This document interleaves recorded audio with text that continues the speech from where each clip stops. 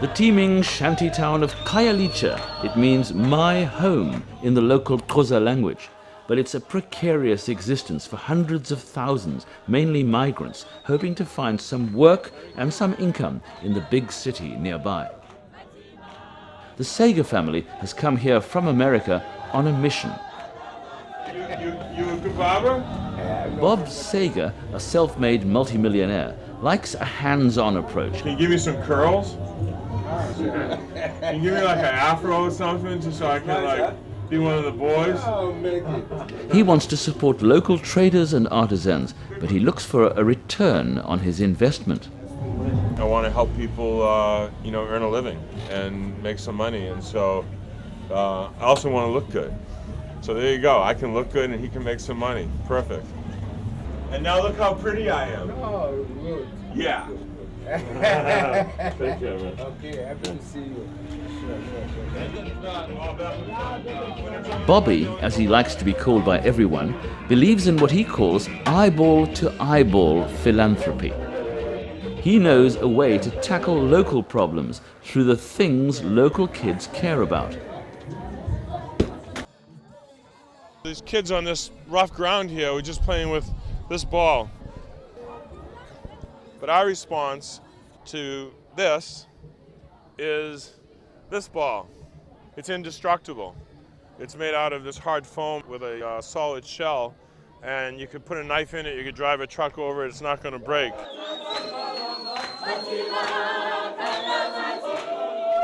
Regular ball would die in this place in a few days.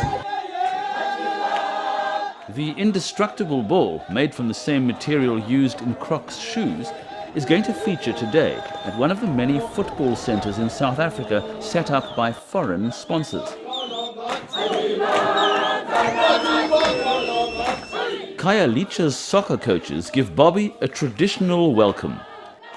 He outlines his aims and quotes the local hero Nelson Mandela, who he and his family have met on previous trips to Africa.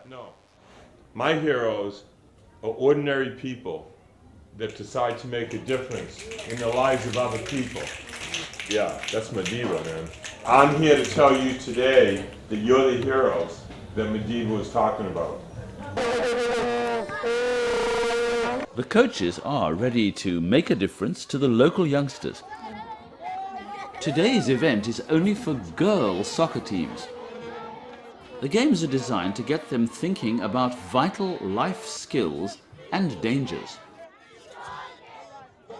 Among the risks they're trying to get youngsters to avoid are HIV infection, unprotected sex, and sugar daddies. Sugar daddies, sugar daddies, not a good thing when older men are engaging in sexual relations with young kids in order for those young kids to get things. They like to call them things. 8 years ago, Ethan won the grueling Survivor Africa television series on CBS. He launched Grassroots Soccer and has ploughed back into the continent a big slice of his $1 million first prize. In Grassroots Soccer, each activity is much more than just a game.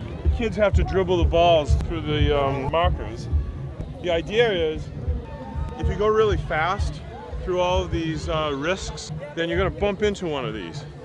When you bump into one of these, that's a problem.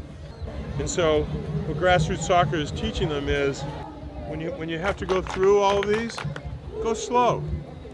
Don't be pressured to go too fast. Go slow, because if you go slow, you're not going to bump into these risks. And that means you're going to end up being a healthy adult. Simple idea. Use a game and the fun of a game to help kids to learn. This isn't about sitting in a classroom and being told what to do. This is about taking a game, having fun, and learning incredible life lessons and being supported by your team. For me, using the power of soccer in the fight against HIV and AIDS is just an unbelievable feeling. And to see what Grassroots Soccer is able to do through football is just, it's a blessing. Oh my God, I'm exhausted. You made me do push-ups. Bobby says his family, including daughter Tess and son Shane, are using themselves as currency to get through to the local youngsters. They're living another of Bobby's slogans: be selfish, go help someone. Great. Fun. It's incredible. The thing that the ball brought all this about is just amazing. I feel like I know and love these people already.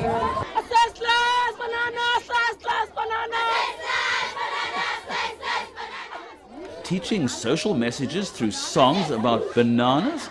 Yes, but it's all leading somewhere. Bobby's willing to give balls away, but he's making a deal. For these girls, Bobby hopes the ball will become what he calls a game changer. When you play with this ball now, I want you to think about the future of the life that you're going to have and the strength that you need to bring to that life as a parent and as a citizen and as a friend. Every single girl here will receive their own ball, their own indestructible soccer ball as our gift. Each girl's expected to pay back by taking part in more social programs or just doing a good turn for someone else. Thank you, Sega family. We really appreciate what you did. The fun's nearly over today, but Bobby wants the experience to give the young people a sense of hope and of confidence in their own future. No, this day is about people accepting responsibility for their own lives. It teaches them to be resilient in life and also help them to strengthen themselves and to be bold whenever they do something. After the day's event, a follow-up. Tess has become friendly with two local girls, and they visit her shack nearby. The family's hoping the day's experience has made an impact. What did you learn in the grassroots soccer? What were the most important things you learned? Respect people and HIV. And you feel stronger because now you know about these things? You can be smarter and make good choices.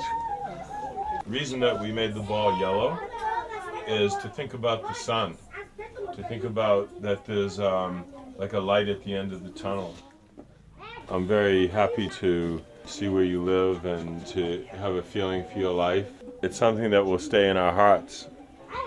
This time right now when we leave South Africa and we go and we travel in different places around the world, you three girls will stay in our hearts.